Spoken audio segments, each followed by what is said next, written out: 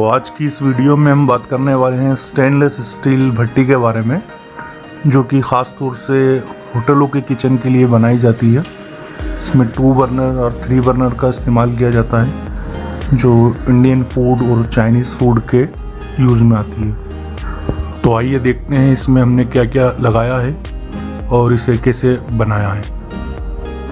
इसमें हमने इस्तेमाल किया है एक पायलट बर्नर, मेन बर्नर, और इसमें जो बंगर का साइज़ होता है वो 15 बाई 15 का हमने बंगर स्टैंड लिया है। इसमें यहाँ हमने 2 वॉल दिए हैं, एक पायलट बर्नर का, एक मेन बर्नर का, और इसी में हमने स्टेनलेस स्टील की ट्रे दी है, जो कि बर्नर का जो भी कचरा वगैरह रहे वो इसके ऊपर आ जाए। और बाहर की ओर हमने दोनों तरफ इसमें गैस सिलेंडर के कनेक्शन दिए हैं, जिससे कि गैस सिलेंडर के एडजस्टमेंट में कोई परेशानी ना हो। नीचे की तरफ हमने एक ओपन शेल्फ पैनल दिया है, और इसी के साथ इसमें इसकी एक छत भी दी है हमने, जो कि पोर्टेबल है।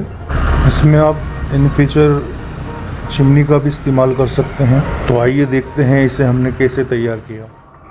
अगर आप हमारे चैनल पर नए हैं तो please subscribe the channel, like the video and comment must.